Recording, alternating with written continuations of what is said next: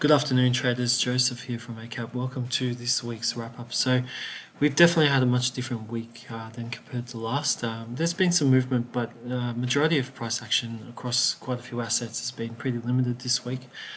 We haven't had some of the key data hits that we saw last week, but there's been a few interesting things coming out.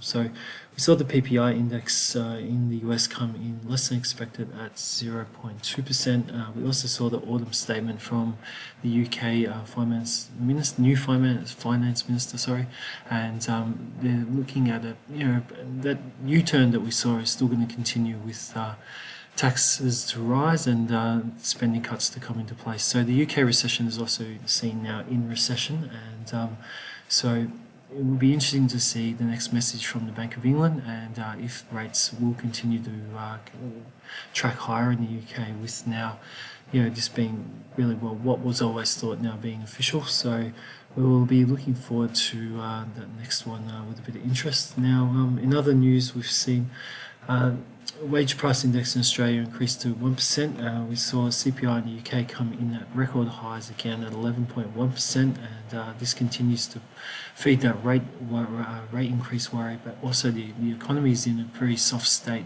in recession, so there is a bit of worry in the UK economy at the moment. So with the CAD CPI came in mainly as expected. We saw the CPI and the medium and trimmed come in as expected. Now there was a slight increase in the common CPI, and US retail sales also beat expectations, coming in at 1.3% on both the core and the retail. So, and Thursday we saw Australian employment coming in a very strong figure, so it dropped down to levels not seen for a fair while now, with 3.4% unemployment and 32.2 thousand jobs added in that period. And we saw a bit of a surprise with the Philly Fed manufacturing index coming in at minus 19.4 as opposed to the minus 6.0 expected. So coming up today, there's no real key news to be released. We do have natural gas.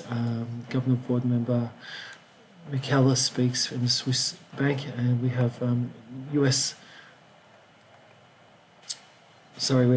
existing home sales, and we have the president of the ECB speaking, plus retail sales in the UK to be released as well. Now, one thing interesting was Japanese CPI came in today much higher. It came in at a 40-year high.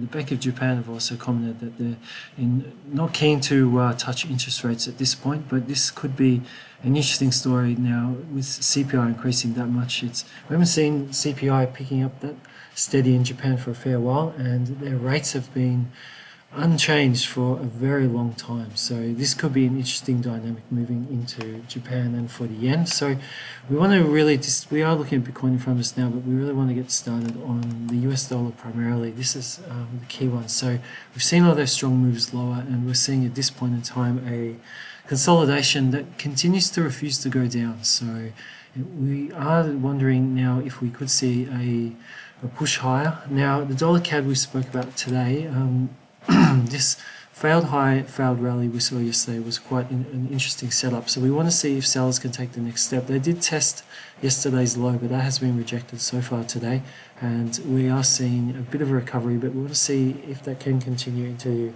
today's London and New York sessions. If we see a push lower, we will be looking for a break of this area here to signal that this trend's going to continue.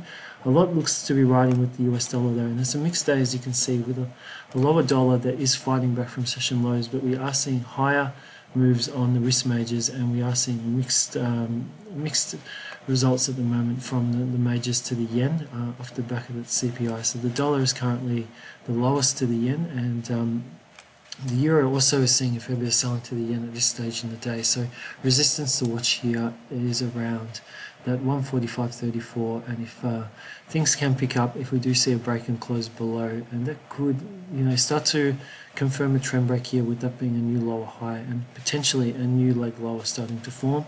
And same with some of the risk majors. We've seen some good rallies. We've seen a 2-day pullback this week, and we are wondering if these are inside bars, and if we do see a dollar push higher tonight, which will cancel out the US dollar CAD idea, if that will then put pressure on more pressure on buyers, and if we will see a new extension lower, further starting to develop more of a retracement in this up leg we've seen last week, and it's pretty similar across most of those risk majors.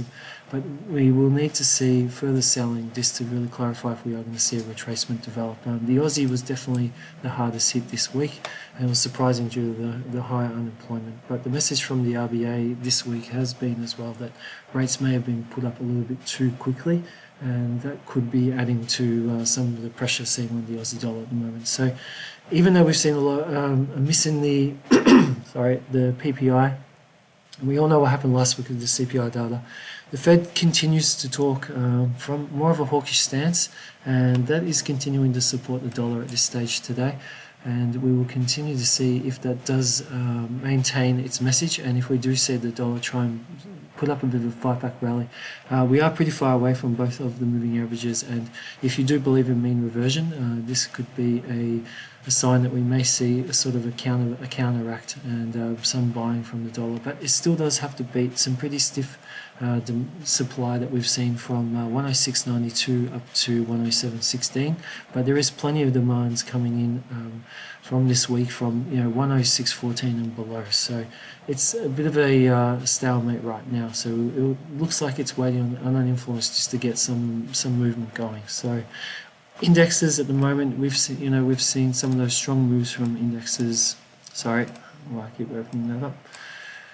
Some strong moves, from the previous weeks. We've seen a very different story this week with a lot of indecision, and we've seen some pushes higher that have been rejected, and we've seen some lower pushes yesterday that were also rejected. So we really are starting to see a bit of a barbed wire pattern happen here. If you're familiar with Al Brooks, whenever he discusses or looks at barbed wire patterns, a strong message from him is to stay out of the market and not try and get involved with that type of pattern. And we are seeing that develop here on the US 30, so definitely maybe we need to give the market some time to try and work itself out and find some direction. And sadly today there isn't really anything news-wise or data-wise that could signify some sort of big push. So it may come down to next week. Now, the ASX off the back of the employment data had a pretty solid week this week, and we saw that that strong rally yesterday after that employment data.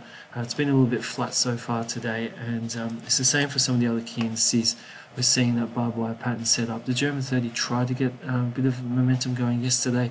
It was stalling here at any time it sort of gets into that 14.345 area or above. There is just a lot of selling going on. But again, we are at a point where we've seen a pretty straight line upwards in movement, and it would not surprise me at all if we did see a bit of a pullback just to see where demand is at, and before we saw another real attack higher, unless buyers can really break above this area of supply here. Now, we want to just have a look at some of the Asian indexes. So JPN 225 is lower today off the back of that CPI, as it could signal a possible rate movement. But from what the Bank of Japan is saying, they're not too keen to move on that just yet with the state of the economy. And Hong Kong 50. We've seen some pretty wild trade. We had a really big move down lower yesterday. That was reversed and we saw a strong finish. But today we're seeing fresh selling back in the market, and we are seeing definitely supply and resistance sort of developing and forming from 18,425. Gold has had a similar week as well. We've had a couple of days down as the US dollar recovered. A small rally today, but it's a bit early in the session to really gauge anything just yet. So we'll need to give it a little bit more time to see if sellers do react to higher dollar tonight and see another push down, or if the dollar can't find momentum and we do see a recovery session today. Oil's been a bit of a surprise this week. We saw some pretty solid demand and support from 85.40 down to 83.70, and yesterday we had a strong move lower, and it was quite a big move actually, and it was, just measure that up.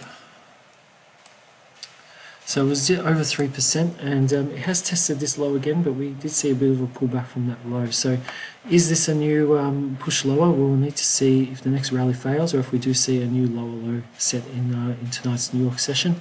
And finally, crypto's been a lot more subdued this week. Some of the wild moves that we saw the previous week, we haven't been seeing much movement at the moment. We're seeing a lot of consolidation, but there are some warning signs there. We are seeing some patterns forming that could be bearish continuation, but we'll need to see if we get breakouts.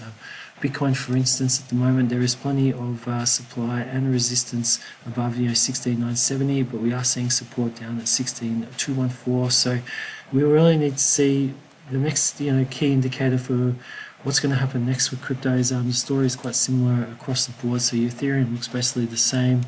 We're seeing BNB trying to hold on to that key support at 265.30, and Solana obviously is very range bound as well after the FTX debacle. There's not a lot of demand at all really in Solana this week, and that is suffering from quite a different situation at the moment. And some of the other coins, Ava, etc., we're just seeing this common pattern of a lot of indecision and ranges. So if these do turn into bearish continuation patterns, we'll need to see breaks of lows, and if we do see breaks of lows, then that is the possibility that we're going to see a new leg lower. So we'll need to see if the buyers can hold these levels to shore up the support in the market. So that's I'm going to leave it there. I'm going to wrap it up. So please, if you're enjoying our content, please make sure you subscribe. And as we say each week, we have some fantastic guest analysis during the week. So if you want to see some really great analysis and some excellent reports, make sure you subscribe and check out our live videos during the week. And we hope you have a fantastic weekend. And until next week, bye for now and good trading. Thank you very much. Bye.